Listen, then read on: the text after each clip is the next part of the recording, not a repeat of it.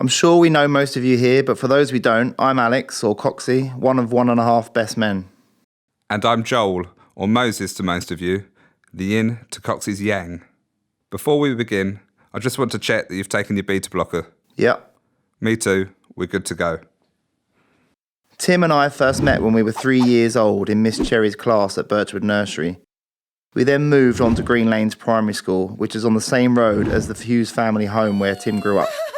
Green Lanes is in Hatfield. This may come as a shock to some of you, as on many occasions I've caught Tim telling people he's from St Albans. I've corrected the ones I've personally witnessed, but I'm sure some have slipped through the net. I wouldn't necessarily call Tim a snob, but when him and Rachel lived on Twisden Road, rather than turn right out of the flat and walk 5 minutes to Tufnell Park Station, he'd insist on turning left and walking 15 minutes to Kentish Town. He'd then tell anyone who asked, "Yeah, I live in Kentish Town." Again, I did my best. Maybe he is a snob. Anyway, going back to primary school, although academically average, it was at country dancing where Tim really excelled. A master of the do-si-do, he even performed at Hatfield House with his partner and first love, Siobhan Wormel. His favourite subject was PE, although more often than not he forgot his kit and had to do it in his Y-fronts. A very willing but not so able football player, supposedly left-footed, but I think that was just the lesser of two evils. He did make the team on occasions. Our class was very small. But his school football career came to an abrupt end due to the emergence of a great footballing talent in Karen Barrow. Now, to be fair to him, she was 2 years older and could kick the ball pretty far, so he shouldn't be ashamed that she took his place in the team. All was not lost though, because a few years later he was able to come out of retirement when his dad became manager of Goslin FC. His place on the left wing was finally secure. Thank God for nepotism. I won manager's player of the season that year, by the way. Thanks, Will. I don't think Tim ever graced a football pitch again once Goslin FC folded. By this time we were at Stanborough Secondary School and Moses came into the fold. Born and raised in Welwyn Garden City, I was told not to associate with anyone from Hatfield. Apparently, they were trouble. Oi!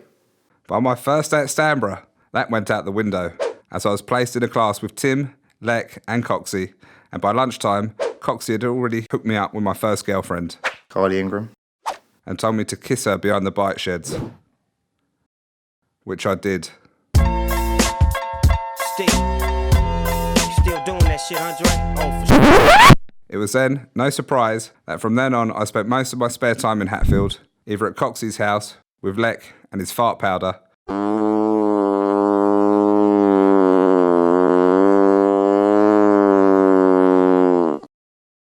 or at the family home of the Hugheses, unless he had Mashley round, of course. Once we had finished our GCSEs, I left for college, Moses started an apprenticeship and Tim decided to stay on at school for A-levels. After a year of this, he decided he was better than A-levels, so he quit them. Except Miss Brown's class, he continued with that. And he resigned from his part-time job at Sierra Soterio. Instead, he left to pursue a career as an optician. Off he went to work in his uncle's shop. Within weeks, he was probably the best glasses adjuster in London. But he decided he was better than that, and off he went to install air conditioning ducts. That was short-lived. Then it was painting and decorating, furniture painting, sash window painting, reaching the top of his game in all of them. But there's always been one constant throughout all of these careers, his love for a pub since we started going to the Wrestlers at the age of 15. Well, we are from Hatfield, as I said. So it's only right now that he's running a pub. Gastropub. Oh yeah, and it's no surprise that he's excelling at the plough. He's certainly done his research, fallen asleep at many a bar, even occasionally standing up with a pint in his hand. Hence his nickname Cow. Or CC, as I like to call him. CC stands for a couple of things. 1, Calamity Cow, the most accident-prone bloke I've ever met. And 2, for his love of motorbikes. One Sunday morning, after an under-16s football match at Monkswort School in Welwyn, may I add, I scored a hat-trick that day, but I'm not one to talk about my footballing talent, Cow attempted to have a ride on Ian Burnett's moped. His Evel Knievel impression around the school car park was a thing of beauty. And if social media had been around back then, he would have been a YouTube sensation.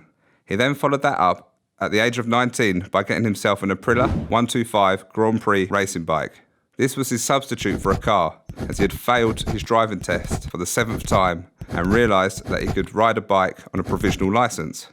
Inevitably, the bike ended up in a ditch down Cooper's Green Lane after a week. His last attempt of riding off into the sunset was on a lad's holiday in Malia in 2005. When we arrived, Tim and I decided to get a moped each. It was the first time I'd ever attempted to ride a motorbike and was understandably quite nervous. Anyway, there it was, as we collected the keys, the hand on my shoulder and the words coming out of Tim's mouth. "Follow me, boy." Not what I wanted to hear, with his track record. I followed him for no more than an hour until I watched him skid around a bend like Valentino Rossi, taking half the skin off his milk-bottled legs. Unbelievably, he blamed it on oil being on the road. Needless to say, there would be no more riding of any sort on that holiday for Cal. Tim loves a holiday, but he's really not very good with money. An accountant will never be one of his many professions. He is, however, very good with my money, it turns out. So good, in fact, that without spending a penny of his own, he's managed to go skiing in Bulgaria, surfing in France, skydiving in Florida, stag do in Vegas, including a road trip to LA, been on the finish line at the Grand National, had a weekend in Budapest, another stag do, this time in York, went to Barbados for Moses' wedding, and if that wasn't enough, he's had some left over for a Portaloo when he was a builder. Literally taking the piss, isn't he? Thank God Rachel proposed to him and took on the financial burden. But if I'm honest, I'm glad I got myself in debt to take Tim on so many holidays. We've had some great times, holidays of a lifetime. Even if he always starts holiday mode the night before and fails to wake up when I arrive to pick him up. Boys, you know that feeling. Believe it or not, he's even turned up late to the airport once just with the Tesco's carrier bag containing only a pair of wire fronts and a toothbrush. He's a lot more responsible these days, though. We had a couple of great stag do's in his honour. Thanks to everyone that came. Tim didn't fail to disappoint in France. His Del Boy French was exceptional. The highlight being when he and Coxie met someone that told him he was a horse riding instructor, and Tim replied, "Ooh, espionage?" No, Tim, that would be a spy. How do you say dressage in French then? Stag do number 2, the festival. Well, the less said about that, the better, really. Barry caught up on some emails, and Jamie opened all of our minds with some very special stories.